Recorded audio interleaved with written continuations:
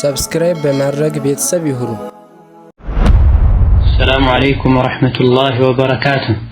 الحمد لله رب العالمين معز المؤمنين مذل الكافرين، الصلاة والسلام على نبينا محمد الأمين وعلى إخوانه من الأنبياء والمرسلين وعلى صحابته أجمعين ومن اتبع سنته إلى يوم الدين. أما بعد، يا لتقدامي محرم السر عند شيارات 139 يا نبي الله موسى يا فرعون تاريخ بميل قرآن لا بتدغاغامينا በበርካታ አንቀጾች የተነገረንን እጅግ በጣም አስተማሪ ታሪክ አጠር አድርገን የምናይበት ትምህርት ነው። አላህ ተባረከ ወተዓላ ቁርአን ላይ በተደጋጋሚ እንድናስተነትን ካለፉ ክስተቶች ትምህርት እንድንወስድ በተደጋጋሚ አነሳስታ ፈአዕተቢሩ ያ ኡሊል አብሷር ብላ ልቦና ባለቤቶች ሆይ አስተውሉ ብላ። ዱንያ ላይ እጅግ በጣም በርካታ ቀኖች አልፈዋል። በእነዚህ ቀናት ያለፉና የተከሰቱ ነገሮች የአላህን ተባረከ ወተዓላ አዕዘማና ኃያልነት ሁሉን አዋቂነት የሚያሳዩ ከመሆናቸውም በተጨማሪ በእነዚህ ቀናት ያለፉ ነገሮች በሙሉ ልብ ላለው አስተማሪ ናቸው። ወደፊትም ብዙ የሚከሰቱ ነገሮች እንዳሉ አላህ ነግሮናል። ከአሁን ቀደም አላህ ተባረከ ወተዓላ ለወልዮቹ ለባሮቹ ድልን ያጎናጸፈባቸውን ቀኖችን ስናስታውስ፣ አመፀኛ የነበሩና ግፈኛ የነበሩ ሰዎችን ያዋረደበትን ቀን ስናስታውስ፣ የተዋረዱትን እንዲዋረዱ ያደረጋቸውን ሥራ ከመስራት እንጠነቀቃለን። አላህ ተባረከ ወተዓላ የረዳቸውና የበላይ ያረጋቸው ሰዎችን ሥራ ለመስራትም ጥረት እናደርጋለን። ቁርአን ውስጥ ካሉ በተደጋጋሚ ከተነገሩና እጅግ በጣም በበርካታ ሱራዎች ከተዳሰሱ ታሪኮች መሃል አንዱ የሙሳና የፈርዖን ታሪክ ነው። ቁርአን ላይ በተደጋጋሚ የተነሳበት ምክንያትም በሙሳና በፈርዖን ታሪክ ውስጥ እጅግ በጣም አስተማሪ ክስተቶች ስላሉ፣ ግፈኛን አላህ እንዴት እንደሚያጠፋው፣ ትክክለኛ አማኝ የሆነን ሰው አላህ እንዴት እንደሚረዳው ከሙሳና ከፈርዖን ታሪክ መረዳት እንችላለን። ቁርአን ላይ እንደ ሙሳ ታሪክ በብዛት የተነገረ አህዋሉና ሁኔታው የተዘረዘረ ታሪክ የለም። ከሱረቱል በቀራ ጀምሮ እስከ ሱረቱል አዕላ ድረስ ባለው በበርካታ ሱራዎች ውስጥ አላህ ተባረከ ወተዓላ የሙሳን ታሪክ ነግሮን፣ እነዚህ ሱራዎች ውስጥ የተዳሰሱ የሙሳን ታሪኮች እያንዳንዳቸውን መዘርዘር ቅደም ተከተላቸውን ጠብቆ ማስቀመጥ እጅግ በጣም ረጅምና ተከታታይ ፕሮግራሞች የሚያስፈልጉት ጉዳይ ሲሆን፣ ዛሬ አጠር ባለ መልኩ የሙሳን ዋና ዋና የህይወት ታሪክን ከሱረቱ አልቀሶስ በመነሳት ለመቃኘትና ለመዳሰስ ከዚህ ውስጥም የሚገኙ ጠቃሚ ነጥቦችን ለመጠቆም እንሞክራለን። فبالله التوفيق وعليه الاعتماد. الله تبارك وتعالى سورة القصص مقبيا ولاي نبينا عليه الصلاة والسلام تلك آيات الكتاب المبين نتلو عليك من نبأ موسى وفرعون بالحق لقوم يؤمنون بلو يا موسى أن تارك عليه السلام لنبي محمد صلى الله عليه وسلم زرزر الله جو يه حقنا باطلا يمي ليو يا قرآن أنكزوشنا جو كموسى كفرعون تاريك يتوسنون እንገልጽ ለሃለን እንዘረዝር ለሃለን። ይሄም እውነት ላይ የተመሰረተ ታሪክ እንደሆነ ከነገረን በኋላ አላህ ተባረከ ወተዓላ ከታሪክ የሚማሩት እነማን እንደሆኑም ሲገልጽልን ለቀውም يؤمنون ብሎ ለሚያምኑ ሰዎች ብሎ በቁርአንና በሐዲስ ታሪክና ትምህርት የሚጠቀሙት ቀድሞውኑ ያመኑ ናቸው። ለሐቅ የተዘጋጀ ልብ ያላቸው ሰዎች ናቸው። ከቁርአን ትምህርትም ይሁን ከቁርአን ሊጠቀሙ የሚችሉት። ከዛ አስከትሎ አላህ ተባረከ ወተዓላ የፍርዓውንን ማንነት ነግሮናል። ፍርዓውን ምድር ላይ በአምባገነንነት የሚታወቅ በሀገሩ የነበሩ ሰዎችን በተለያየ መልኩ ከፋፍሎ የተወሰኑትን ባሪያና አገልጋይ አድርጓቸው ከበባድ ስራዎችን ያሰራቸው የነበረ በጊዜው የሚወለዱ ወንድ ህፃናትን እያረደ ሴቶችን በህይወት የተወ ምድር ላይ ፈሳድን የሚያስፋፋ ግፈኛ ንጉስ ነበር ይለናል አላህ ተባረከ ወተዓላ። ኢነሁ ካነ ሚነል ሙፍሲዲን ምንም ወንጀል ያልሰሩ ህፃናትን በማረድ ሌሎችን ደግሞ ማይቻልን ከበባድ ስራ በማሰራት ለሱ ደስ የማይለውን ነገር የሰሩትን ደግሞ የተወሰኑትን እስር ቤት በመክተት ሌሎችን አሰቃይቶ በመግደል ምድር ላይ ወንጀል ያበዛ ሰው ነበር። ሆኖም ግፉ በዚህ መልኩ እንዲቀጥል አላህ ተባረከ ወተዓላ አልፈለገም። ለተበዳዮች አላህ ተባረከ ወተዓላ ተበቅሏል። ግፈኞችንም ይበቃችኋል ብሏል። በዘመኑ ድግምትና ድግምተኞች የበዙበት ሁኔታ ነበርና ከነዚህ ድግምተኞች ጠንቋዮች መሃል አንዱ ወደፊት ከእስራኤል ልጆች ውስጥ አንድ ህፃን ልጅ ይወለዳል፣ በዚህ ልጅም ምክንያት ንግስናህን ታጣለህ በማለት ለፈርዖን ነግረውት ስለነበረ ይህን ከሰማበት ጊዜ ጀምሮ በየጊዜውና በየአካባቢው የሚወለዱ ህፃናትን ማስገደል ጀመረ። ጠንቋዮች በነገሩት መሰረት ለህይወቱ ሰግቶ ለስልጣኑ ሰግቶ ማለት ነው። በዚህ መልኩም ምንም ወንጀል ያልሰሩ በርካታ ህፃናት ህይወታቸውን አጥተዋል። እጅግ በጣም በርካታ እናቶች ደንግጠዋል፣ አዝነዋል። እናት በመውለዷ ትደሰት እንዳልነበረው በሱ ዘመን እናቶች በመውለዳቸው ይከፉ ይጨነቁ ነበር። ፍርዓውን ይኖር የነበረው ግብጽ ሀገር ሲሆን የሀገሩን ህዝብ በማሰቃየት የሚታወቅ ከመሆኑም ጋር ለየት ባለ መልኩ ግን የእስራኤል ዝርያ የሆኑ ሰዎችን እጅጉኑ ያሰቃይ ነበር። ቀን ሙሉ ከበባድ ስራዎችን ያሰራቸው ነበር። ይህን የጠንቋዮችን ወሬ ከሰማ በኋላ ደግሞ ወንድ ልጆችን በሙሉ ያረደ ሴቶችን ደግሞ በህይወት አስቀርቶ የማይችሉትን ከበባድ ስራ እየሰራ ይበድላቸው ይጨቁናቸው ነበር። አላህ ተባረከ ወተዓላ ይህ ግፍ እንዲቀጥል አልፈቀደም። አምባገነኑና ግፈኛው ፍርዓውን እንደዚሁ ረዳቶችና አጃቢዎቹ ማን አለብኝ በማለት አቅመ ደካሞችን መበደላቸውና መጨቆናቸው የሚያከትምበት ጊዜ ተቃረበ። ስለዚህም የሚያስፈልገውን ነገር በሙሉ አላህ ተባረከ ወተዓላ እንዲመቻች አደረገ። ፍርዓውንና ረዳቶቹ ባያውቁም ይህንንም አላህ ተባረከ ወተዓላ ወኑሪዱ አን ነሙነ ዐለ አለዚነ እስተድዒፉ ፊል አርድ ወነጅዐለሁሙል ዋሪሲን ወኑመኪነ ለሁም ፊል አርድ ወኑሪየ ፊርዐውነ ወሃማነ ወጁኑደሁማ ሚንሁም ማ ካኑ የሕዘሩን ብሏል። አቅመ ደካሞች የነበሩትን የበላዮችና ወራሾች ልናደርጋቸው ውለታን ልንውልላቸው እንፈልጋለን።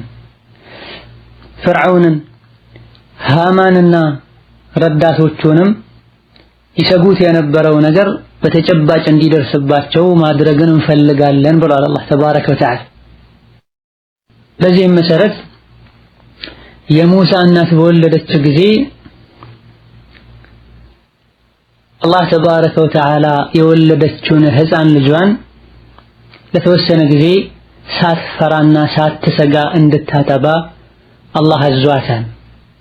ይህንንም አላህ ተባረከ ወተዓላ ወአውሐይና ኢላ ኡሚ ሙሳ አን አርዲዒህ የሙሳን እናት አመላከትናት፣ ውስጧ ላይ ሐሳብ እንዲፈጠር አደረገን ወይም በህልም አሳየናት።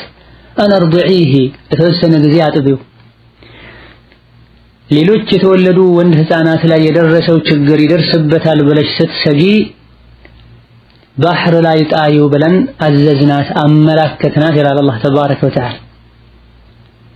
በተባለችው በታዘዘችው መሰረትም ሙሳን አለይሂ ሰላም የተዘጋጀ ሳጥን ውስጥ በማድረግ ኢትዮጵያን አቋርጦ የሚመጣው የአባይ ወንዝ ላይ ነህረን ኒል ላይ ጣለቻቸው። የአብራኳ ክፋይ የሆነውን ከማንም ከምንም በላይ መሳሳለትን ህፃን ልጇን ሳጥን ላይ አድርጋ ወንዝ ላይ ወስዳ ጣለች። መወለዱንም እናቱና የሙሳ እህት እንጂ ማንም አውቆ እንዳልነበረ የተፍሲር ዑለሞች ጠቅሰዋል። አላህ ተባረከ ወተዓላ አንድን ነገር ከፈለገ አስባቦቹን ሁሉ ያሟላልና ምንም እንኳ ወንዝ ላይ ወስደሽ ብትጥዪው ወላ ተኻፊ ወላ ተሕዘኒ ምንም አትፍሪ አደጋ ይደርስበታል ብለሽ ወላ ተሕዘኒ ከሱ በመለየትሽም አትዘኒ አትተከጂ ኢና ራዱሁ ኢለይኪ ወጃዒሉሁ ሚነል ሙርሰሊን ብሎ አብስራት። ውሃ ላይ ወንዝ ላይ ተጥሎ አይቀርም፣ እኛ ወደ አንቺ እንመልሰዋለን። መመለስ ብቻም አይደለም ካንቺ አልፎ ለሀገሩ ህዝቦች በሙሉ የሚሆን ረሱል መልእክተኛም እናደርገዋለን ብሎ አላህ ተባረከ ወተዓላ የሙሳን እናት አብስሯል። ወደ አንቺ መልሰዋለሁ ብሎ አላህ ቃል ገብቶላት የሙሳ እናት በታዘዘችው መሰረት ሌሊት ላይ ወስዳ ውሃ ላይ ጥላለች። ይህ ሙሳን የያዘው ሳጥንም የፍርዓውን አጃቢዎች ጠባቂዎች ወዳሉበት አካባቢ የባህሩ ማዕበል ይዞት ይመጣል። ምን እንደሆነ ግራ በመጋባት ሳጥኑን ይዘው ወደ ፍርዓውን ይመጣሉ። فالتقطه آل فرعون ليكون لهم عدوا وحزنا የፍርዓውን ረዳቶች ሳጥን ላይ ተደርጎ የተጣለውን ሙሳን ከወንዙ ላይ አንስተው አመጡት።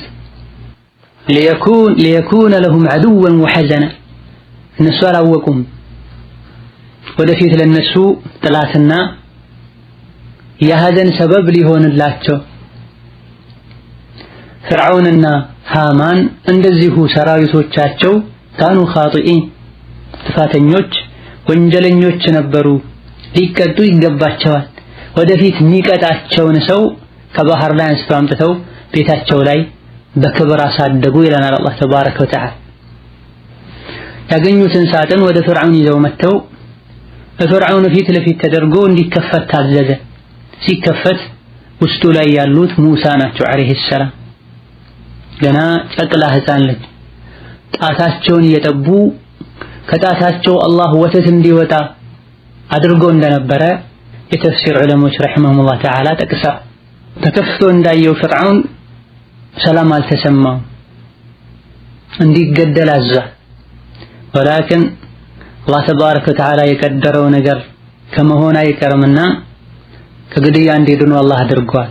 በጊዜው የፍርዓውን ባለቤት የነበረችው ኋላ ላይ አላህ በኢማን አክብሯት እዚሁ ዱንያ ላይ በጀነት ያበሰራት አሲያ ላ ተቅቱሉሁ አትግደሉት፣ ዓሳ አን የንፈዐና ምናልባት ወደፊት ሊጠቅመን ይችላል፣ አው ነተኺዘሁ ወለዳ ወይም ደግሞ እንደ ልጅ አድርገን እናኖረዋለን ከኛ ጋር በማለት እንዳይገደል ሐሳብ አቅርባለች። ይህ ሐሳብም ተቀባይነት እንዲያገኝ አላህ አድርጓል። ፍርዓውን ባሏ እንዲገደል እየፈለገ እሷ አይገደልም ብላ ህይወቱ እንድትተርፍ አድርጋለች። ያኔ የሱ ህይወት ዱንያ ላይ እንድትተርፍ ሰበብ እንደሆነችው ኋላ ላይ የሷ የአሲያ ህይወት አኺራ ላይ እንዲተርፍ በአላህ በማመን በመልእክተኛው በማመን የአኺራን ዘላለማዊ ህይወትን ሙሳ ሰበብ ሆነዋታል። ትክክለኛውን ኢማን አምናለች። በማመኗ ምክንያትም ፍርዓውን ሲያሰቃያት ረቢ ብኒ ሊ ዒንደከ በይተን ፊል ጀነህ ወነጅኒ ሚን ፊርዐውነ ወዐመሊሂ ወነጅኒ ሚነል ቀውሚ ዛሊሚን ብላ ዱዓ አድርጋለች። በዚህ ጥያቄዋ መሰረትም አላህ ተባረከ ወተዓላ ገና ዱንያ ላይ ያለች የአኺራ የጀነት ቤቷን እንድታይ አላህ አድርጓታል። ጣረ ሞት ላይ ያሰቃዩት እየሳቀች እንደሞተች ተነግሯል። ጠንቋዮች በነገሩት መሰረት ህይወትህ በሱ ሰበብ ያበቃል የተባለን ህፃን ለመግደል ብሎ በጊዜው የተወለዱ ህፃናትን ሲጨፈጭፍ እንዳልነበረው ወደፊት ፍርዓውን እንዲጠፋ ሰበብ የሚሆነውን ከሱ ሽሽት ስንት ህፃናትን ይገድል የነበረውን ልጅ ቤቱ እንዲገባ አላህ አድርጓል። አሲያ ባለችው መሰረትም እዛ ቤት እንዲያድግ ተደርጓል። ገና ጨቅላ ህፃን እንደመሆኑ መጠን ጡት የሚያጠባውን ሰው ፍለጋ ወደ ገበያ ሄደዋል። ተቀጥረው የተከፈላቸው የሚያጠቡ ሰዎችን ፍለጋ። በሌላ በኩል የሙሳ እናት እስቲ የወንድምሽን ሁኔታ ተከታታይ በማለት እህቱን ልካ ስለነበረ የፍርዓውን አጃቢዎችና ጠባቂዎች ከቤተ መንግስቱ ተልከው ሙሳን ይዘው ወደ ገበያ ወጥተው ጡት የምታጠባን እናት ያማረጡና እየፈለጉ ሳለ የሙሳ እህት ደርሳለች። በዚህ መሃል የሙሳ የእናታቸው ሁኔታ ምን ይመስል እንደነበረ አላህ ሲነግረን وأصبح فؤاد أم موسى فارغا إن كادت لتبدي به لولا أن ربطنا على قلبها لتكون من المؤمنين بلنا ልጇን ሳጥን ላይ አድርጋ ወንዝ ወስዳ ከጣለችበት ጊዜ ጀምሮ የሙሳ እናት ቀልብ ባዶ ሆነ ስለ ሙሳ ከማሰብ ውጪ ይለናል አላህ ተባረከ ወተዓላ። መጨረሻ ላይ የፈርዓውን ረዳቶች አገኝተው ካመጡትና ክስተቱን ከሰማች በኋላ ካደት ሊቱብዲ ቢሂ ለውላ አረበጥና ዐላ ቀልቢሃ በጣም ከመጨነቋ የመጣ የኔ ልጅ ነው ልትል ሁሉ ደረሰች። ልቧን ባናረጋጋው ይላል አላህ ተባረከ ወተዓላ። በዛ ሰዓት ላይ የኔ ልጅ ነው ማለቷ ምን እንደሚያስከትል ይታወቃል። ሌሎች እንደተገደሉት ልጇ ይገደላል። ከወንዝ ላይ ተገኝቶ በመምጣቱ ልዩ ፍጡር ተደርጎ ተወስዶ ነው ፍርዓውን ቤት ክብካቤ የተደረገለት ያለው ጡት አጥቢ የተፈለገለት ያለው። እህቱን ሄደሽ እስቲ ስለሱ ተከታታይ ባለቻት መሰረት እህት ወጣ ባለችበት ከርቀት የተከታተለች فبصرت به عن جنب وهم لا يشعرون የፈርዓውን ረዳቶች ሳያቁ የሙሳ እህት ከርቀት ሙሳን ተመለከተቻቸው። وهم لا يشعرون ሙሳን የያዙ የፈርዓውን ጠባቂዎች እህቱ እንደሆነች አያቁም፣ እየተከታተለች እንደሆነም አያቁም ይላል አላህ ተባረከ ወተዓላ። አላህ በሕክማውና በጥበቡ ለሙሳ እናት የገባውን ቃልም ተግባራዊ ለማድረግ ሙሳ የማንንም ጡት አልጠባም እንዲሉ አላህ አድርጓል። የተለያዩ ጡት የሚያጠቡ እናቶች ቀርበው ቢሞከርም የማንንም ጡት መጥባት አሻፈረኝ ብለዋል። የፈዕሉ ማ የሻእ ተባረከ ወተዓላ። ይህንንም አላህ ሲነግረን ወሐረምና ዐለይሂ አልመራዲዐ ሚን ቀብል ከእናቱ በፊት የማንንም ጡት እንዳይጠባ አደረገን ይላል አላህ ተባረከ ወተዓላ። ሙሳን የያዙ ሰዎች ተጨንቀው ከአንዲት ሴት ወደ ሌላ ሴት ሲያዟዟሩትና ሰው ሲያማርጡለት ባየች ጊዜ የሙሳ እህት ቃለት ሀል አዱልኩም ዐላ አህሊ በይትን የክፉሉነሁ ለኩም ወሁም ለሁ ናሲሑን ጊዜውን ጠብቃ ተቀባይነት ያገኛል ሐሳብ ያለችበት ሰዓት ላይ ተናገረች። ካከዳ አስተዋይ የሆነች ሴት በስለት ያላት ሴት መቼ መናገር እንዳለባት ሐሳቧን በምን መልኩ መግለጽ እንዳለባት ከዚህ ትምህርት እንወስዳለን። እንደደረሰች ሮጣ አላወራችም፣ አውቀዋለሁ እኔ አላለችም፣ ነገሩን አላበላሸችም። በል ታግሳ ሰብር አድርጋ ጠበቀች። በጣም ተጨንቀው ወዳ ወዲህ ሲያደርጉ ከአንዷ ሴት ወደ ሌላኛዋ ሴት ሲወስዱ ባየች ጊዜ ለሱ ማዘናቸውን መጨነቃቸውን ስታይ አሁን በናገር ይሰሙኛል በማለት ሀል አዱልኩም ማለት ያው በጥያቄ መልኩ አምጡት እኔ ላጥባላችሁ እኛ ጋር ሌላ ራስ አለች አላለች። ሀል አዱልኩም ዐላ አህሊ በይትን የክፉሉነሁ ለኩም ይሄን ሕፃን ልጅ ተንከባክበው ኃላፊነቱን ወስደው የሚያሳድጉላችሁ ወደ ሆኑ ቤተሰቦች ልጠቁማችሁን አለች። እንዳትጠረጠር ራሷን ገለል አድርጋ ማለት ነው። ወሁም ለሁ ናሲሑን አለች። ያውም እነሱ ለሱ የሚችሉትን ሁሉ መልካም ነገር የሚያደርጉ የሆኑ ቤተሰቦች ናቸው፣ ደግ ሰዎች ናቸው አለቻቸው። አዎን አሉ፣ ተስማሙ። ሙሳ ከእናታቸው ጋር ተገናኙ። እናታቸውን ጡት ሲያገኙ ወዲያውኑ ጠቡ። የእስካሁን ሴቶችን ጡት እምቢ ብሎ እንዴት የዚህችን ሴት ጡት ጠባ የሚል ጥያቄም እንደተነሳ የተፍሲር ዑለሞች ጠቅሰዋል። የሙሳ እናት አላህ አመላክቷት ጥሩ ሽታ እንዳላት ጡቷ ለየት ያለ ወተት እንዳለው መልስ እንድትሰጥ አድርጓል ተባረከ ወተዓላ። ፍዕለን የእናት ሽታ ከሌሎች ለየት ይላል። እናት የልጇ ሽታ ከሌሎች ልጆች ለየት እንደሚልባት ሁሉ فرددناه إلى أمه كي تقر عينها ولا تحزن ولتعلم أن وعد الله حق ወላኪነ አክተረሁም ላ ያዕለሙን ብሎናል አላህ ተባረከ ወተዓላ። ወደ እናቱ መለስ ነው። ይህ የአላህ ሉጥፍ ነው፣ የአላህ ረሕመት ነው። የሌሎችን ጡት እንዳይጠባ አደረገ። እህትየው ጥሩ ሐሳብ ሰጥታ ሰዎች እንዲቀበሏት አደረገ። ሙሳም ወደ እናታቸው ተመለሱ።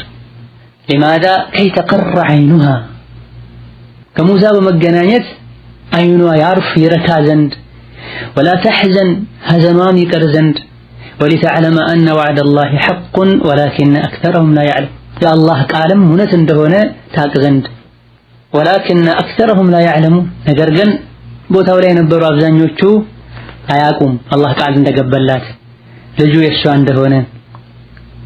ጡት የሚያጠቡና የሚያሳድጉ ሰዎችን ለጠቁማችሁ ያለችው የሙሳ እህት እንደሆነች አብዛኞቹ አያቁም። አላህ ግን ያውቃል ተባረከ ወተዓላ። ቃሉን ሞላ። ሙሳ ወደ እናታቸው ተመለሱ። በየቀኑ አንዳንድ ዲናር እየተከፈላት የራሷን ልጅ እያጠባች ጥቅም አገኘች። ሙሳ አለይሂ ሰላም እናታቸው ጋር እየጠቡ አደጉ። ያለ ጡት መኖር የሚችሉበት ጊዜ ሲደርስም ከእናታቸው ቤት ወጥተው ወደ አሳዳጊያቸው አሲያ ወደ ፍርዓውን ቤት ሄዱ። መጀመሪያም ወደ እናታቸው የተመለሱት ልጅሽ ነው አሳድጊ ተብላ ሳይሆን በጡት አጥቢነት እየተከፈላት እንድታጠባ። ሙሳ አለይሂ ሰላም ከዛ ወደ ፍርዓውን ቤት ተመለሱ። ፍርዓውን ቤትም እንደፈለጉ ሆነው በንጉስ ቤት ተንደላቀው አደጉ አለይሂ ሰላም። ሌሎች ህፃናት ጠንቋዮች በተናገሩት መሰረት እየታረዱ እየተገደሉ፣ ፍርዓውን ግን የሚፈራው ነገር እዛው እሱ ቤት ውስጥ ነው ያለው። ጠንቋዮችም ይሁን ፍርዓውን ምንም እንደማያውቁ የሚያሳይ ክስተት ነው። ይህ ነው የምትፈራው ልጅ አንተ ቤት አለ፣ ግደለው፣ አስወግደው ማለት አልቻሉ። ድሮም ሸይጣን አንዲትን የሆነች ጭላንጭል ይዞ መጥቶ ከሷ ጋር 99 ነገር ጨማምሮ ጠንቋይ ያወራል እንጂ ጠንቋይ የገይብን አውቆ የሚሆነውን ነገር በሙሉ ተረድቶ አይደለም። ህፃን ሆነው ፍርዓውን ቤት በሚኖሩበት ጊዜም ቢሆን ፍርዓውን ሙሉ በሙሉ ደስተኛ እንዳልነበረ፣ እንደው ይህ ልጅ ያለ በየጊዜው ያወራ እንደነበረ የተፍሲር ሊቃውንት ጠቅሰዋል። ሙሳ አድገው ለአካለ መጠን ደርሰው ኃላፊነት መሸከም የሚደርሱበት ወቅት ላይ ኃላፊነት መሸከም የሚችሉበት ወቅት ላይ ሲደርሱ አላህ ተባረከ ወተዓላ ጥበብን ግንዛቤን ሰጥቷቸው አተይናሁ ሑክመን ወዕልመን ወከዛሊከ ነጅዚል ሙሕሲኒን ብሎናል አላህ ተባረከ ወተዓላ። በዚህ መሃል ሙሳ አለይሂ ሰላም የሆነ ወቅት ላይ ከተማ ውስጥ ሁለት ሰዎች ሲጣሉ ያያሉ። አንደኛው እንደ ሙሳ የእስራኤል ዝርያ ነው። ሌላኛው የንጉሱ የፍርዓውን ጎሳ ነው፣ የግብጽ ሰው ነው። የእስራኤል ዝርያ የሆነው ሰው ሙሳን ሲያያቸው አራግዘኝ ገላግለኝ ይላቸዋል። የተጣሉበት ምክንያትም ትልቅ የሚከብድ እንጨት ካልተሸከምክ ብሎ ላዩ ላይ ሊጭንበት ይሞክር እንደነበረ የተፍሲር ዑለሞች ገልጸው፣ ቀደም ሲል እንደተጠቀሰው የእስራኤል ልጆችን አዳ ያደርግ እንደነበረ፣ ከአቅማቸው በላይ የሆነን ስራ ያሰራቸው እንደነበረ ፍርዓውንና ረዳቶቹ ተነግሯል። እዚህም ጋር የጸባቸው መንስኤ የእስራኤል ዝርያ የሆነው ሰው ላይ እንደ እንስሳ እንደ አህያ ከባድ የሆነን እንጨት ላዩ ላይ መጫንም ፈልጎ ስለነበረ ዓላማ ዘከረሁ አህሉ ተፍሲር። ይህ እጭንብሃለሁ ያለ ሌላኛው አልሸከመም አትጭንብኝም ያለ ሲጣሉ ሙሳ ደርሰዋል። ገላግለኝ ብሎ ጥሪ ሲያቀርብላቸው የእንስሳቸው ጎሳ የሆነው ግለሰብ ሙሳ ሲገቡ አንተ ላይ እንዳልጭነው ይላቸዋል። ይህን ሙሳ አለይሂ ሰላም ለመገላገልም የተበደለውን አካል ለመርዳትም ግፈኛውን አደብ ለማስያዝም በተናገራቸው ንግግር ተናደውም ግለሰቡን በቦክስ ይሉታል። ይህን ሰውየው ተዘርሮ ይሞታል። ሙሳም ወዲያው ተጸጽተው ቃለ ሃዛ ሚን ዐመል ሸይጣን ኢነሁ ዐዱውን ሙዲሉን ሙቢን ይላል። ግለሰቡን መግደሌ የሸይጣን ስራ ነው፣ አሳስቶኛል፣ ሸይጣን ጥላትነቱ ግልጽ የሆነ ጠላት ነው ብለው ቃለ ረቢ ኢኒ ظለምቱ ነፍሲ ፈግፊር ሊ ይላል። ጌታዬ ሆይ ራሴን በድያለሁ ማረኝ ብለው ጌታቸውን ምህረት ይጠይቃል። አላህም ተባረከ ወተዓላ ፈገፈረ ለህ ወዲያው ምሯቸው ነው መሃሪ አዛኝ የሆነ ጌታ ነው። ሙሳ አለይሂ ሰላም ስለማርከኝ ውለታን ስለዋልከልኝ ከአሁን በኋላ ሙጅሪም ለሆነ ሰው ግፈኛ ለሆነ ሰው አጋዥና ረዳት አልሆንም ብለው ለጌታቸው ቃል ይገባሉ። ነፍስ አጥፍተዋልና በጣምም ተጨንቀው ያድራሉ። ከተማይቱ ላይ ኻኢፈን የተረቀብ ምን ይደርስብኝ ይሆን እያሉ እየተጨነቁ አደሩ። በማግስቱ ትናንትና ድረስልኝ አግዘኝ ብሎ ሲጣራ የነበረው የእስራኤል ጎሳ የሆነው ሰው ከሌላ ሰው ጋር ሲጣላ አዩት።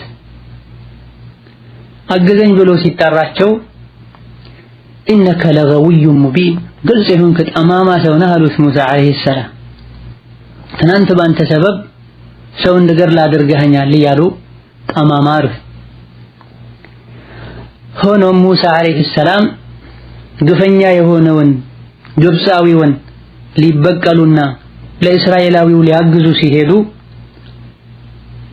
ቀደም ሲል አንተ ጠማማ ያሉት ሰው የሀገራቸው ሰው የሆነው ግለሰብ እሱን ሊመቱ የመጡ መስሎት ቃለ አቱሪዱ አን ተቅቱለኒ ከማ ቀተልተ ነፍሰን ቢልአምስ ትናንትና ሰው እንደገደልከው ዛሬም እኔን መግደል ትፈልጋለህ እንዴ ብሎ ተናገረ።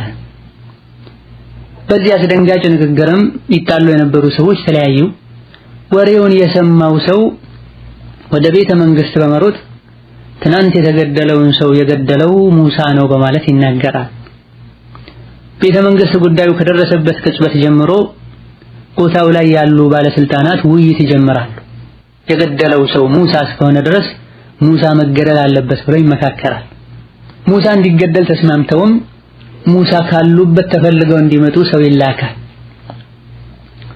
ይህን ውሳኔ የሰማ አንድ ግለሰብ በሌላ አቋራጭ መንገድ ፈጥኖ ወደ ሙሳ በመምጣት ሙሳ ሆይ ከዚህ ሀገር ውጣ፣ ባለስልጣናት ባንተ ዙሪያ እየመከሩ ነው፣ ይገድሉህ ነው፣ ውጣ፣ እኔ ላንተ በጎን ማሰብ ሰው ነኝ ይላቸዋል።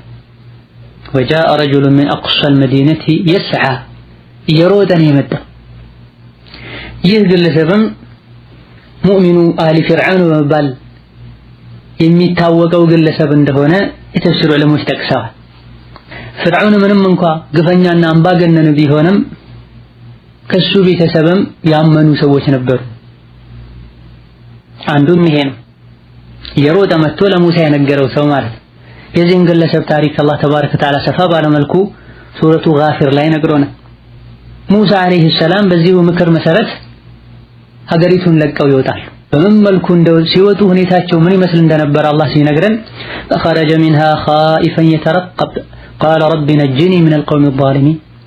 ሙሳ አለይሂ ሰላም ከሀገሪቱ ወጣ ኻኢፈን እየፈራና እየተጨነቀ ያለ የተረቀብ ደግሞም እየተደባበቁ ምን ይደርስብኛል፣ ቤት በኩል ደርሰው ይይዙኛል ብለው እየፈሩ እንደዚሁ ደግሞ የተረቀብ የአላህን ፈረጅና የአላህን ፈረጅም የተጠባበቁ ሀገሪቱን ለቀው ወጡ።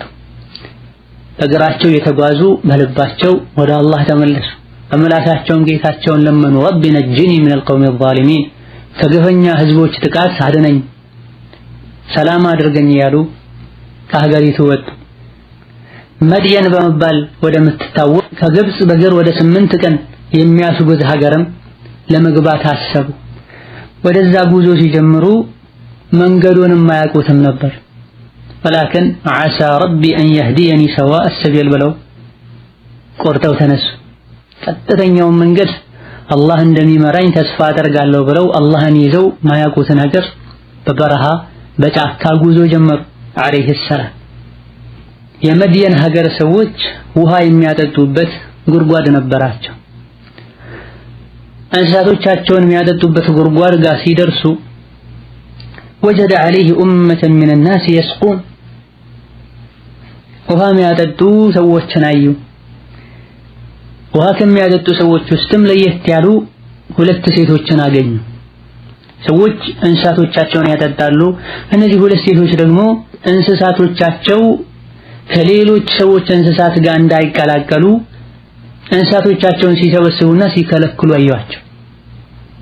ይህም ገርሟቸው ማ ኸጥቡኩማ ለምንድነው እንዲህ የምታደርጉት? ለምንድነው እንስሳቶቻችሁን ከሌሎች እንስሳቶች ጋር ቀላቅላችሁ ማታጠጡት? ብለውም ጥያቄ ያቀረቡላቸው። ያኔ ሴቶች ላ ንስቂ ሐታ ዩስዲረ الرعاء ወአቡና ሸይኹን ከቢር በማለት መልስ ሰጥቷቸው፣ እነዚህ ወንድ እረኞች እንስሳቶቻቸውን ጨርሰው ከማጠጣታቸው በፊት እኛ ከነሱ ጋር ተቀላቅለን አናጠጣም፣ ደግሞም የወጣ ነው አባታችን እድሜው የገፋ ሰው ስለሆነና መጥቶ ማጠጣት ስለማይችል እንጂ እኛ ሴት እንደመሆናችን መጠን አንወጣም ነበር ሲጀመረም። ከዚህም ሙስሊሟ እህት ትልቅ ትምህርት ልትወስድ ይገባታል። በሆነ ባልሆነው ከቤት መውጣት የለባትም ሴት ልጅ። በመሰረቱ ሴት ልጅ ቤት ነው መቀመጥ ያለባት። እንደዚህ አስገዳጅ ነገር ሲከሰት ልትወጣ ትችላለች። ከወጣች በኋላም ደግሞ በቂውን ጥንቃቄ ማድረግ ይጠበቅባታል። ከወንድ ጋር መላፋት፣ ከወንድ ጋር መሻማት፣ ከወንድ ጋር መቀለድና መጫወት አያስፈልግም። ወሀከዛ ከዚህ እንደምንረዳው አስፈላጊ ሆኖ ሲገኝ ችግር ይመጣል ተብሎ እስካልተሰጋ ድረስ አጅነቢ ወንድ አጅነቢ ሴትም ቢያናገር አጅነቢያ ሴትም ከአጅነቢው እንደሆነ ነገር ብትጠይቅ ችግር የለውም። ላኪን በአደብና በስርዓት መሆን አለበት። ማ ኸጥቡኩማ አጭር ቃል ማናችሁ? ምንድናችሁ? ከየት ነው የመጣችሁት? የማን ልጆች ናችሁ? አላሉም ሙሳ። ማ ኸጥቡኩማ ምንድነው ችግራችሁ? ለምን እንስሳቶቻችሁን ታግዳላችሁ? እንዳይጠጡ ታደርጋላችሁ? የሚረዳ ነገር ካለ ሊረዱ ፈልገው ነው ሙሳ አለይሂ ሰላም። ወከዛሊከ ነጅዚል ሙሕሲኒን ብሎ አላህ ሙሕሲን እንደሆኑ ነግሮናል። በጎ አድራጊ ሰው ናቸው ሙሳ። ሴቶችን ባጭሩ ይሄን የምናደርገው ከወንዶች ጋር እንስሳቶቻችን ከሌሎች እንስሳት ጋር ተቀላቅለው በኋላ ለመለየት ከወንድ ጋር እንዳንላፋ ከወንድ ጋር እንዳንጠጋጋ ብለን ነው። እነሱ ጨርሰው ጠጥተው ሲሄዱ ኋላ ላይ እናጠጣለን ብለን ነው አሏቸው። ወሀከዛ ከቤት ለመውጣት ከተገደድሽ ከባድ ወንድ ጋር አትቀላቀይ። በተቻለሽ ያክል የመንገዱን ዳር ይዘሽ ሂጂ። ከቤት የወጣሽ እንደሆነ ሙስሊም እህቴ ሰዓትና ቦታ ሁኔታ መርጠሽ ውጪ። እንደዚሁ ለመዝናናት ተብሎ ወጥቶ መሽከርከር የሙስሊም ሴት ባህሪ አይደለም። ከዛም ሙሳ አለይሂ ሰላም ሌሎች እረኞች ያጠጡበት ከነበረው ጉድጓድ አጠገብ ሌላ ጉድጓድ ነበረ። ተከድኖ የነበረ ሌላ ጉድጓድ ነበር። የጉድጓዱን ክዳን ለብቻቸው በማንሳት እንስሳቶቻቸውን አጠጡላቸው። በጊዜም ወደ ቤት ተመለሱ።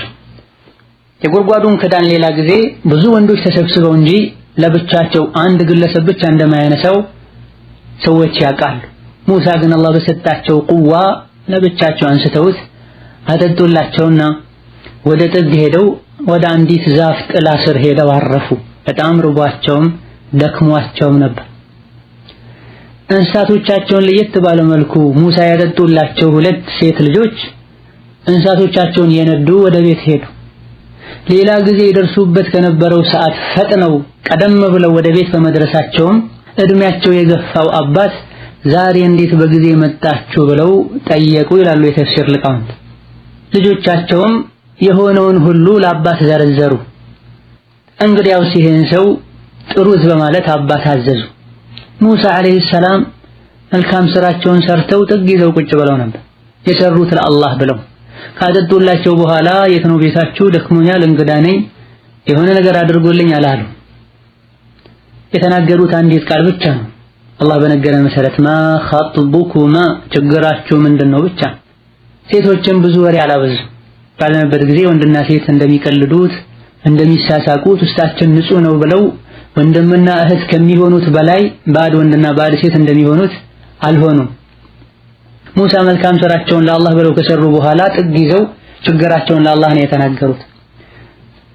ثم تولى إلى الظل فقال رب إني لما أنزلت إلي من خير فقير ጥግ ላይ ጥላ ላይ ቁጭ ብለው ጌታዬ ሆይ ለምታመጣልኝ ርዝቅ ሁሉ ፈቂር ነኝ ፈልጋለሁ። ተርበው ነበር። አላህ እንዲረዝቃቸው እንዲያበላቸው ዱዓ አደረጉ። ሚን ኸይሪን ማለት ሚን ጣዓምን ተብሎ ተፈሰረ። ምንም አይነት ምግብ ካመጣህልኝ ፈልጋለሁ፣ ረዝቀኛል፣ አላህን ጠይቁ። በዚህ መሃል አባስ ሂዱ ጥሩት ብለው ባዘዙት መሰረት فجاءت إحداهما تمشي على استحياء ቅድም እንስሳትን የነዱ አምጥተው ካጠጡት መሃል አንዷ በሐያ የተራመደች መጣችና አባቴ መልካም ሥራ ስለሰራህልን ምንዳ ሊመነዳህ ይፈልጋል በማለት የአባቷን ጥሪ ያስተላለፈች። ጥሩ ሥራ ስለሰራህልኝ ለአባቴ ነግሬዋለሁ እና ውለታ ልንከፍልህ ነው አላለች። ራሷን ገለል አድርጋ የአባቷን መልእክት ባጭሩ ነው ያስተላለፈችው። አባቴ ውለታ ሊከፍል ይፈልጋል ብቻ። እኔ እንኳን አላለች፣ ስላንተ ነግሬው እንኳን አላለች። ዛሬ ወንዱ ወደ ሴቷ ለመቅረብ፣ ሴቷ ወደ ወንዱ ለመቅረብ ማያወሩት ማያደርጉት ነገር የለም፣ የሸሪዓው ሕግ ተጥሶ ማለት ነው። ፈጃአቱ ኢሕዳሁማ ተምሺ፣ ረጋ ብላ የተራመደች መጣች። የቦረቀች የዘለለች አይደለም የመጣችው፣ እየሮጠችም አይደለም የመጣችው፣ ረጋ ብላ ሄደች። አለ ኢስቲሕያ፣ እርምጃውም ሐያ የተሞላበት ነው። አለ ኢስቲሕያ የሚለው ላይ አንዳንድ ሙፈሲሮች እንደጠቀሱት ስትመጣ ፊቷን ሸፍና እንደነበረ ይናገራል። አለ ኢስቲሕያኢን ቃለት፣ ሐያ በተሞላበት መልኩ ተናገረች። እየሳቀች ድምጿን እያለሳለሰች አይደለም የተናገረችው። ሐያ በተሞላበት አንደበት ቀስ ብላ ኢነ አቢ አለች። ራሷን አወጣች ከጉዳዩ ፊትና እንዳይከሰት። አባቴ የድዑከ ይጠራሃል፣ ሊየጅዚየከ አጅረ ማ ሰቀይተ ለና፣ ስላጠጣህልኝ አላለች። ወንድና ሴት ቀጥታ ሲገናኙ ሲነጋገሩ ሲያወሩ መሀል ላይ ሸይጣን ይገባል። ኢላ ማ ረሒመ ረቢ፣ ስላጠጣህልን አባቴ ውለታ ሊክፍል ይጠራሃል አለቻቸው። በተባለው መሰረትም ሙሳ መጡ። ምግብ ቀርቦ ና ብላ ሲሏቸው ቅድም ላደረኩት ነገር ጀዛ ደምወዝ ከሆነ የምትከፍለኝ አልፈልግም፣ ለአላህ ብዬ ነው ያረኩት ብለው ሙሳ አለይሂ ሰላም አያሉ የሚል የተፍሲር ዑለሞች ንግግር አለ። አባትየው ደምወዝ አይደለም መከፍለህ፣ እንግዳ የማብላት ባህል አለን እኛ፣ በዛው መሰረት እንግዳ ስለሆንክ ነው ማበላህ ብለው መልስ ሰጡ። ሙሳም አለይሂ ሰላም በሉ። እየበሉ ሳለም ሙሳ ማን እንደሆኑ ኬት እንደመጡ ታሪካቸውን አጫወቷቸው። ፈለማ ጃአህ ወቀሰ ዐለይሂ አልቀሰስ ቃለ ላ ተኸፍ ነጀውተ ሚነል ቀውሚ ዛሊሚን። እኔ የመጣሁት ግብጽ ከሚባል ሀገር ነው። የወጣሁበት ምክንያት ሳላስበው በእጄ የሰው ህይወት አልፎ ነው፣ ሰው ገድዬ ነው፣ እየተፈለኩኝ ስለሆነ ሸሽቼ ነው የመጣሁት ብለው ሙሳ ዐለይሂ ሰላም ለአባትየው ታሪካቸውን አጫወቱ። አባትም ደግ ሰው ናቸው፣ ሷሊህ ናቸው። በርካታ የተፍሲር ዑለሞች እንደጠቀሱት ነብዩላህ ሹዐይብ ናቸው። ቃለ ላ ተኸፍ፣ እንግዲያውስ አትፍራ አትዘን፣ ቀድ ነጀውተ ሚነል ቀውሚ ዛሊሚን፣ ከግፈኛ ሰዎች ድነሃል። ምክንያቱም መድየን የሚባል አሁን ያለህበት ሀገር ከፍርዓውን ግዛት ውጪ ነው፣ ከፍርዓውን ስልጣን ውጪ የሆነ ራሱን የቻለ ሀገር ነውና በሰው ሀገር መጥተው ስልጣናቸው ባልሆነ አካባቢ ላይ ዘልቀው አንተን ሊያጠቁ አይችሉምና ላ ተኸፍ፣ ካሁን በኋላ ፍርሃት ስጋት የሚባል ነገር የለም ብለው ሙሳን አረጋጉ። ሙስሊም ወገንን ማረጋጋት ማጽናናት ትልቅ አጅር አለው። ከዚህ መሃል የአባትየው ሴት ልጅ አንዷ በመምጣት አባቴ ሆይ ይሄን ሰው እኛ ጋር ሰራተኛ አድርገህ ቅጠረው፣ ኢነ ኸይረ መን እስተአጀርተ አልቀዊዩ አልአሚን፣ እንደው ሰው መኮናተርና መቅጠር ካለብህ ልትቀጥር የሚገባው በጣም ታማኝ የሆነና ኃይል አቅምም ያለው ሰው ነው። ሙሳ ደግሞ ሁሉንም ያሟላል፣ ታማኝም ነው፣ ጉልበተኛም ነው። ቅጠረው እኛ ጋር ስራ ይስራለች። እነሱ ጋር ተቀጥረው ሙሳ ስራ እየሰሩ እንስሳቶቻቸውን እንዲያጠጡላቸው ሴቶች ከቤት እንዳይወጡ ማለት ነው። ዛሬ የሆነ ያልሆነ ሰበብ ፈጥረው ሴቶች ከቤት መውጣት ይፈልጋሉ። የሷሊሖች የነብዮች ልጆች ግን ኢማን ልባቸው ውስጥ ስር የሰደደ የአላህ ባሮች ግን ከቤት ላለመውጣት ምክንያት ይፈልጋል። ይሄን ሰው ቅጠረው እኛ ጋር ስራ ይስራ፣ እኛ እንዳንወጣ፣ እኛ የምንሰራውን ስራ እሱ እንዲሰራ አለች። እንዴት ሙሳን ቀዊይ አሚን አለቻቸው?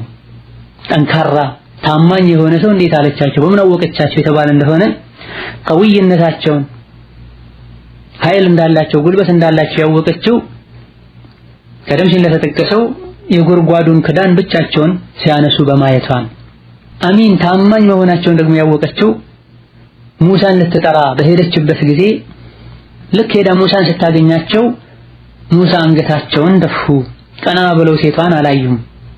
አንድ በዚህ አወቀች፣ ታማኝ መሆናቸውን አንድ በዚህ አወቀች። ሁለተኛ ደግሞ ወደ ቤታቸው ሲሄዱ ሙሳ ቤቱን ስለማያውቁ ልትጠራቸው የመጣችዋ ሴት ከፊት የሄደች ሙሳ ከኋላ ሄዱ ነበር። የሆነ ሰዓት ላይ ንፋስ ንፋስ እየመጣ እግሯና ባቷን ይገልጣት ስለነበረ ሙሳ አለይሂ ሰላም አንቺ ከኋላ ይሁኒ፣ መንገዱን ስስት ወደፊት ለፊት ወደ ትክክለኛው አቅጣጫ ድንጋይ የወረወርሽልኝ እሄዳለሁኝ ከኋላ ሁኚ ብለው ሙሳ አለይሂ ሰላም ከፊት ሆነዋል። ይሄን የሚያደርገው አማና ያለው ሰው፣ አላህን የሚፈራ ሰው። ስለዚህ ይሄን ሰው ቅጠረው አለቻቸው። በዚህም መሰረት ይህ ደጉ ሰው በርካታ ሙፈሲሮች እንዳሉት ነብዩላህ ሹዐይብ ኢኒ ኡሪዱ አን እንኪሐከ ኢሕዳ ብነተየ ሃተይኒ ዐላ አን ተእጁረኒ 8 ሒጀጅ፣ ለ8 ዓመት ራስህን ታከራየኛለህ ወይም ሰራተኛ ትሆንልኛለህ፣ ከነዚህ ሴት ልጆቼ መሃል አንዷን ድረሃለሁ፣ ከፈለከም 10 ዓመት ታደርገዋለህ። 10 ዓመት ካላረከው ብዬ ላጨናንቅህ አልፈልግም፣ ዝቅተኛው ብቻ 8 ዓመት እኔ ጋር ስራ ስራልኝ አሉ። ወይን አትመምተ 10 ፈሚን ዒንዲክ፣ 10 ዓመት ካረከውም እንደው በራስህ ፈቃድ ነው፣ እኔ ይሁን ብዬ አልጫነህም። ወማ ኡሪዱ አን አሹቀ ዐለይክ፣ ላስቸግርህ አልፈልግም። ሰተጅዱኒ ኢንሻአላሁ ሚነ ሷሊሒን፣ ኢንሻአላህ እኔን ከደጋግና ከጥሩ ሰዎች ሰርታ ታገኘኛለህ ብለው ከሙሳ ጋር ውል ተፈራረሙ ማለት እንችላለን። ኢንሻአላህ ያሉት ለተበሩክም ለተሕቂቅም ይሄን አላህ ያሳካዋል። ኢንሻአላህ የአላህ ስም የተወሳበት ነገር በረካም ይሆናልና ቃላቸውን ከሚሞሉ ከደጋግ ሰዎችም ሆኜ ታገኘኛለህ፣ ቃሌን አላፈርስም። 8 ዓመት ስራ ከፈለክ ስራ አድርገው ከነዚህ ሴት ልጆቼ መሃል አንዷን ታገባለህ አሉ። ሙሳም አለይሂ ሰላም ቃለ ዛሊከ በይኒ ወበይነክ፣ 8 ይሁን 10 ይሁን የሚለው በእኔና በአንተ መሃል የሚያልቅ ጉዳይ ይሆናል። አየመል አጀለይኒ ቀضይቱ ፈላ ዑድዋነ ዐለይ፣ 8 ዓመትም ልስራ 9 ዓመትም ልስራ እኔን የሚጎዳ ነገር ብዙም የለም። ወላሁ ዐላ ማ ነቁሉ ወኪል፣ አሁን ለተናገርነው ንግግር ለተዋዋልነው ውል አላህ ተባረከ ወተዓላ ምስክራችን ነው፣ ሌላ ምስክርም አያስፈልግም ብለው ውሉ ተጠናቀቀ። ለሙሳም ቤት ውስጥ የነበረ ልዩ ብትር ተፈልጎ ተሰጣቸው። ሙሳ ስራቸውን ጀመሩ። ሁሉም ነቢያት በግና ፍየል ጠብቀዋል ይላሉ ነቢያችን አለይሂ ሰላቱ ወሰላም። የነቢይነቱን ምልክት ሙሳ ላይ ማየት ተጀመረ። ሙሳ አለይሂ ሰላም በውላቸው መሰረት ስራቸውን ጀመሩ። በትራቸውን ይዘው እንስሳቶቻቸውን ይዘው ይወጣሉ። በዚህ በትራቸው ለጊዜው እንስሳቶቻቸውን ይጠብቁበታል። አውሬ ሲመጣም ይመልሱበታል። ለእንስሳቶቻቸውም ከዛፎች ቅጠል ያረግፉበታል። ሲደክማቸውም ይደገፉታል።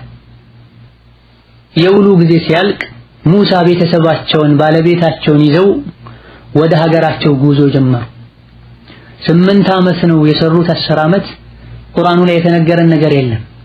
ወላኪን ነቢ አያጎድልም። የሰራውን ስራ ሁሉ አሳምሮ ነው የሚሰራው። ከነቢዩ በተነገረ ሐዲስ መሰረትም 10 ዓመት እንደሰሩ የሚያሳይ ሐዲስ አለ። ከ10 ዓመት ቆይታ በኋላ ስራቸውን አጠናቀው ባለቤታቸውና በግ ይጠብቁባት የነበረችዋን በትራቸውን ይዘው ጉዞ ጀመሩ ወደ ግብጽ። መንገዱን በትክክል አያውቁትም ነበር። እየተንከራተቱ እየተጓዙ ባለበት ሰዓት ላይ እጅግ በጣም ትልቅ ፍሰት ተከሰተ። ሙሳ ከተራ ሰውነት በመውጣት በጊዜው የነበሩ የሰው ልጆች በሙሉ አለቃና ምርጥ መሆን ወደሚችሉበት እርከን ተሸጋገሩ። ይህ በምን መልኩ ተከሰተ? ዝርዝር ሁኔታው ምን ይመስላል? ኢንሻአላህ ተዓላ በቀጣይ ደርስ የምናየው ይሆናል። አላህ ተባረከ ወተዓላ በሰሙት ከሚጠቀሙ ከቁርአን ተምረው ሐላቸውን ከሚቀይሩ ባሮቹ ያድርገን። ወላሁ ተዓላ አዕለም። ወሰላሙ ዐለይኩም ወረሕመቱላሂ ወበረካቱ።